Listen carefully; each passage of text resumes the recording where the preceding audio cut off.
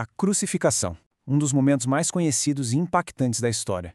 Um evento que, sem dúvida, mudou o curso do mundo. Mas por trás desse ato havia pessoas de carne e osso. Líderes religiosos, governantes e até um traidor.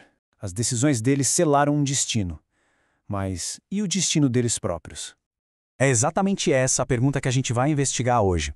Vamos mergulhar nos registros históricos e nas tradições para tentar descobrir quais foram as consequências para cada um dos principais envolvidos nessa história. E para guiar essa nossa análise, temos este princípio, que é bem forte e encontrado nas Escrituras. Ele define o tema central que a gente vai ver se desenrolar aqui: a famosa lei da causa e do efeito em plena ação.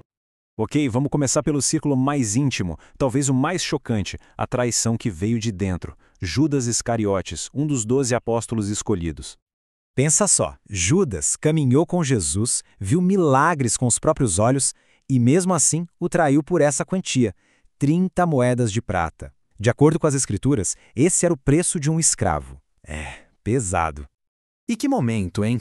Um gesto que deveria ser de carinho, de amizade, foi usado para identificar Jesus para os guardas. Mas o mais impressionante é que mesmo ali naquele instante, Jesus ainda o chamou de amigo, quase como uma última chance para o arrependimento, mas Judas, ele seguiu em frente.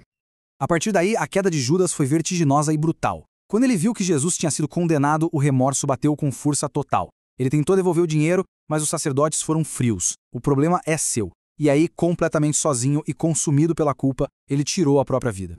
Os relatos históricos descrevem um fim terrível, combinando o enforcamento com uma queda, na qual seu corpo se despedaçou. O campo, que foi comprado justamente com aquele dinheiro da traição, ficou conhecido como Aceldama, o campo de sangue, um lembrete perpétuo do preço do sangue inocente. Agora, vamos para o próximo nível de responsabilidade. As autoridades religiosas que, para proteger o próprio poder, arquitetaram toda a condenação. Olha, aqui a dinâmica do poder é tudo. Embora Caifás fosse o sumo sacerdote oficial, o chefão, quem realmente dava as cartas era o sogro dele, Anás. Prova disso é que Jesus, quando foi preso, foi levado primeiro para Anás. Isso já diz tudo sobre onde estava o verdadeiro comando.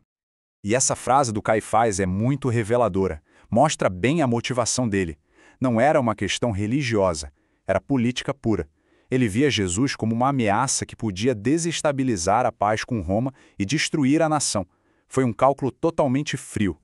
Só que o poder que eles tanto quiseram proteger simplesmente desmoronou. Anos depois, Caifás foi humilhantemente tirado do cargo, e o império da família de Anás virou pó quando os romanos destruíram Jerusalém. Relatos sugerem que o próprio Anás morreu de forma violenta durante o cerco à cidade. Chegamos agora nos governantes seculares, aqueles que tinham autoridade final para libertar Jesus, mas que acabaram escolhendo o caminho da conveniência política. Pilatos estava numa verdadeira encruzilhada. Ele chegou a declarar a inocência de Jesus 3 vezes. Ele sabia que as acusações eram por pura inveja, mas a pressão da multidão e dos sacerdotes foi imensa com a ameaça final. A lealdade dele a César estava em jogo. E então veio o gesto que ficou famoso na história. Um ato teatral para declarar sua inocência na frente de todo mundo. Mas como a história mostra, essa tentativa de fugir da responsabilidade não o livrou das consequências. A carreira que ele tentou salvar foi, na verdade, destruída. Fontes históricas como o escritor Eusébio relatam que ele foi chamado de volta a Roma, perdeu seu cargo, foi exilado e, consumido pela desgraça, acabou cometendo suicídio. Um fim desonroso, bem longe do poder que ele tanto valorizava. Depois, a gente tem Herodes. Diferente de Pilatos, que parecia em conflito com a verdade, Herodes só queria um espetáculo. Ele esperava um milagre, um show. Como Jesus ficou em silêncio, Herodes simplesmente o ridicularizou, tratando o momento mais solene da história como puro entretenimento. A ironia do destino dele é profunda. O homem que zombou do Rei dos Reis acabou sendo ele mesmo despido de sua realeza terrena. Acusado de traição, ele perdeu tudo: título, terras, poder e morreu como um exilado esquecido.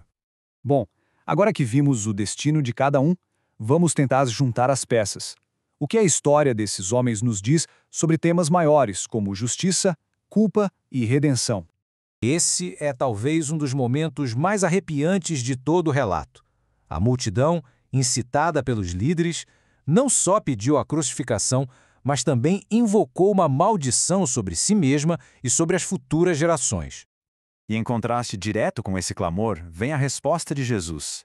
Enquanto a multidão pede vingança, ele ora por misericórdia. É o confronto final entre a justiça humana e o perdão divino. E aquela declaração da multidão se tornou terrivelmente profética. 40 anos depois, o historiador Flávio Joséfo descreve a destruição de Jerusalém pelos romanos como uma catástrofe de fome, violência e massacre. Foi o cumprimento tanto do clamor da multidão quanto dos avisos do próprio Jesus. Então, como interpretar esses eventos? As fontes oferecem, basicamente, duas perspectivas. A primeira é a da justiça divina, a colheita inevitável daquilo que foi plantado. A segunda, de uma visão mais espiritualista, é a da lei do retorno. Não um castigo, mas uma lição kármica para a evolução da alma em vidas futuras. Mas, e este é um ponto muito importante, mesmo em meio a todo esse cenário de justiça, a porta para a misericórdia permaneceu aberta. O centurião ao pé da cruz, muitos sacerdotes e milhares de pessoas em Jerusalém se converteram, mostrando que a oração de Jesus por perdão foi de fato ouvida. E isso tudo nos deixa com uma reflexão final. A queda desses homens poderosos foi um ato de punição, uma lição para a alma ou um alerta para todas as gerações? A forma como a gente entende as consequências das escolhas deles sobre poder, culpa e justiça ainda define muito do nosso mundo hoje.